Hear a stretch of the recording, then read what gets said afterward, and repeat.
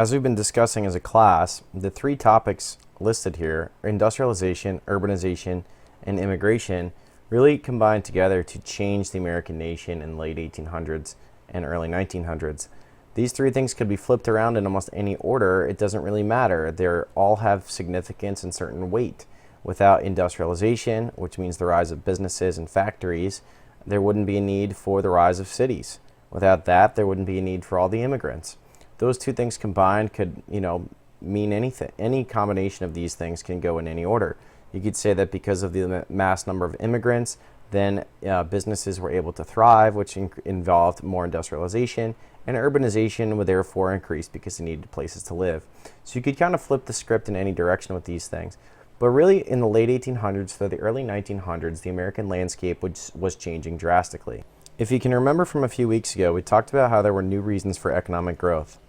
Some of them were new products, also mass production and new ways of doing business all increased the way things were able to be made quicker, cheaper, easier, and this increased the topic of industrialization. To make more things faster in a factory setting would be the idea of industrialization. Some of the new products that we discussed were things like steel, which is made quicker and easier through new processes started even before the Civil War, but it's after the Civil War and during the time of Reconstruction and beyond that really made steel more widely available. Oil, of course, would be the driving factor in all machinery moving forward through the internal combustion engine, as well as lubricating parts for moving engines and things like that. Coal would be able to be replaced by oil as a quicker and easier material to use. Mass production also became relevant with an inventor named Henry Ford. We think of Henry Ford often for the development of the car, and that the car company is named after him. But Henry Ford was more about pioneering this idea that factories could eliminate the need for skilled workers as long as they worked upon an assembly line system where they had individual work to be done and they didn't need to know about what everyone else was doing. They just had to do their job and move forward. Many factories adopted this idea. There was also new ways of doing business. Many of these people in this time period who designed businesses believed that Charles Darwin's theory of evolution applied more to businesses than it did just evolution. People were hoping to see businesses evolve to be greater and greater while eliminating the weaker classes. Government also had an important role in this economic growth. They didn't have a role. That was sort of the idea. They had this idea that they should keep their hands off of the economy. This is called the laissez-faire approach, and it involved what we consider today the free enterprise system. We know that today government is widely involved in business, for better or worse, sometimes for our benefit and sometimes for worse. We will talk about that much more in the next unit, about some of the ways businesses were corrupt and the way workers were not treated very well because of this. But corporations, monopolies, and trusts would be formed in order to start driving this business machine forward. Some of the benefits of these new technologies and these new business practices meant that our cities grew. Our cities growing is called urbanization. To urbanize is the root word of this. This is highlighted in the growth of the Empire State Building photo series that we looked at. Photojournalist Lewis Hine took these photos detailing the level of insane work that average men did, not so average work, in order to showcase and build up places for our people to live, work, and have their businesses. The growth of cities presented a lot of new challenges. This was an intersection of life where automobiles became popular, as well as still traditional society transportation like horses and carriages. This cross-section of our culture presented some wide challenges, but the people were able to start evolving new systems that would create new opportunities for people once the urban centers were produced. There she is, lit up in the night sky as we think of her today, the Empire State Building. Other cities grew as well, but New York was primarily the biggest because of all the immigrants coming to the east coast of the United States. You can see the large percentage of immigrants coming from different regions in the country, or of the world. We talked about how this side, the left-hand side, the 1880s, represents a group of people called old immigrants. New immigrants represent a different group of people from Eastern and Southern Europe, and these two people didn't necessarily get along, these groups of people, once they were in the United States, because the people who were here earlier, the old immigrants, resented the new immigrants for the type of work that they were doing that they believed was taking away jobs from the old immigrants. Yet, they all still faced a similar situation. They were reasons that they felt pushed and pulled away from their countries and pulled towards the United States. They left many of these people were very, very poor, and they left conditions that were very brutal, such as the Irish potato famine, European crop failure, Russian Jews leaving to avoid racism, and fleeing political unrest. These people faced a situation where they saw a better hope in the United States. Some of these are the few but very significant reasons why people came to the U.S. at this time period. Pull factors represent reasons why the United States is a reason to come to. Many people still feel that these things are still very significant for them, including our freedoms and our democracy, which many people come from other countries even to this day in 2012 in order to come and obtain experiences like these here. Yet it was not easy. It could take 3 weeks or longer, sacrificing everything you had, leaving behind friends, family. Maybe you did have property, but things were not good for you, and so you leave behind everything you know to face disease and difficulty as they spread out into the United States. They traveled in a place called steerage. These were poor people. Rich people did not have to go through this process, including the trip through Ellis Island. These are second and third class passengers.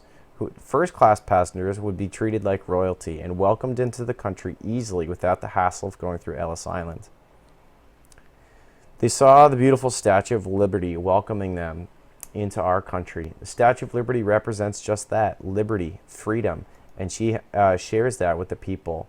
The Emma Lazarus poem, The New Colossus, talks about welcoming tired, poor, people yearning for freedom. The garbage of other countries was welcomed here in the United States, and she, remember, literally is lifting her lamp beside the golden door being Ellis Island, a beautiful place for people to come through. This was like a funnel of people. Millions of people traveled through these doors to get into the United States, traveling through this island and then into New York Harbor to get a better life for themselves. Ellis Island is a complex network that went through many steps, including a physical exam. When people were marked, people were physically examined like never before. Some of them would be detained, and some of them might even be deported or sent all the way back to Europe.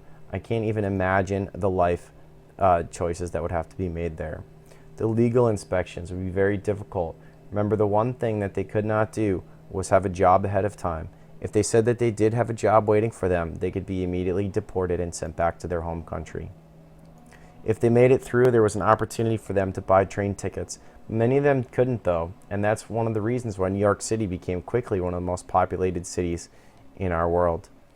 Many people lived in what we know of as ethnic enclaves or immigrant neighborhoods.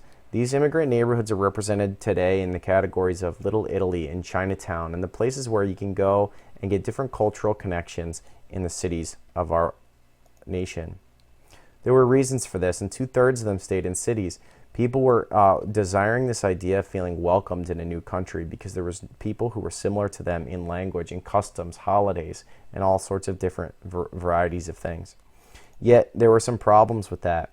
They wanted sometimes to become part of another culture in order to succeed. There were language barriers, cultural barriers, games, different things, different foods. There was racism, and so sometimes they would want to assimilate to become more like other people.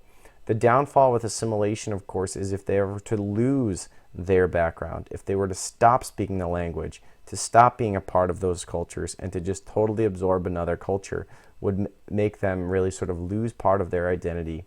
Yet at this time, it was desirable for some because they didn't want to face the persecution, especially the new immigrants coming from Southern and Eastern Europe, including Italians at this time.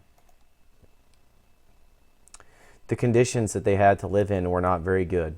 Many people believed that immigrants who came to the United States at this time period would face what they considered to be streets of gold, but many of them found hardships like sleeping in these living quarters. Or here, living in this apartment room. This is a 1 or 2 room apartment, and you can see 1, 2, 3, 4, 5, 6, 7 people in this family.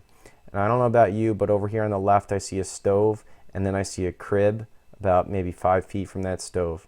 I don't know about you, but I would not probably leave my child to be sleeping 5 feet away from the cooking stove in my house. But things didn't always go so poorly for people. There are some very significant immigrants who came to this country, and we're going to review some of them as well. because these are the guys who led the industry, the big businesses that had the monopolies and the trusts, yet they all came from other places as well. They were immigrants too and faced a different lifestyle. These leaders of industry faced many different situations. Here, Andrew Carnegie is pictured. Andrew Carnegie, if you remember, was one of the richest men of his time. Today, he still would be very wealthy if we heard of him, if he was around today. He developed a system called vertical integration, which has meant he owned all of the steps of production in his business to produce steel.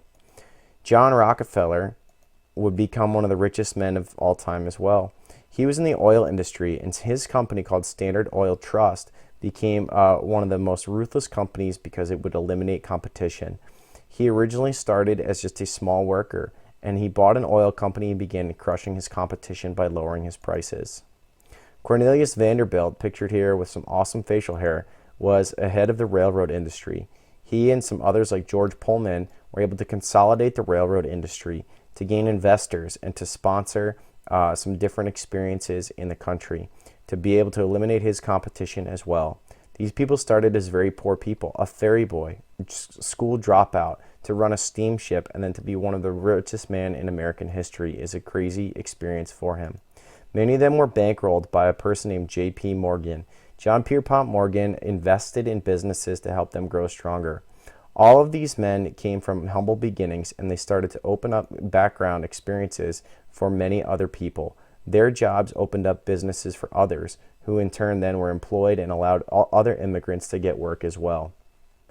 These men, though, while from humble beginnings, they become what we think of as robber barons. A robber baron is someone who is a robber, a thief, and a baron is a wealthy royalty. When you think about them like this is a negative connotation.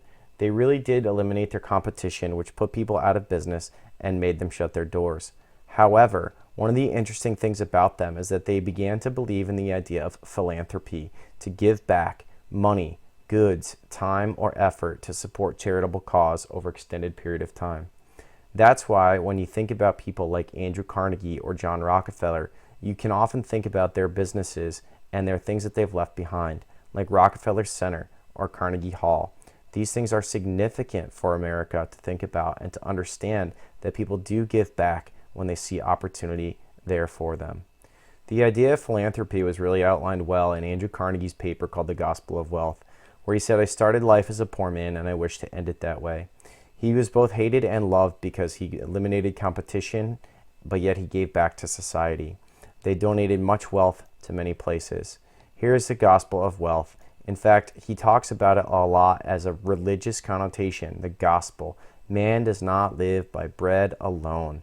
He is talking about this idea of giving his contributing to the enlightenment and the joys of the mind, to the things of the spirit, to all it tends to bring the lives and the toilers sweetness and light. He wants to make life better for people. If you pause the video to read this, you can understand how desperately he wants to help improve the lives of the people.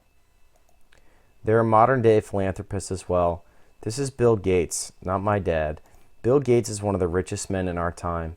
He was a college dropout, and in a few years ago, he's worth $59 billion. He has since quit the Microsoft Corporation as their CEO, and he runs the Gates Foundation, which is about charitable works around the nation. If you check out gatesfoundation.org, you will find out some great information about how they fight things like AIDS and malaria in other countries. But the reality is, these immigrant leaders also gave back to society because they realized how bad it was for them. They looked and saw a new experience coming. They saw this idea of Americans treating immigrants poorly. If you take a look at this cartoon, you'll see a new immigrant coming and a bunch of rich men standing on the dock looking at them with hands up saying, "Get back." But his shadow on the wall is representing that he too was once an immigrant. The old immigrants mistreated the new immigrants greatly. Other American responses came up with this idea of nativism, that this land should only be for the people who were born here already. I don't know about you, but this is not talking about Native Americans from my perspective. This is talking about people who immigrated here just like these people. There also was a Chinese Exclusion Act and some other things as well. All of these ideas and concepts of industrialization, urbanization, and immigration will continue to be studied, but know that there was great change in our society by all of them combining to become what our society really is today.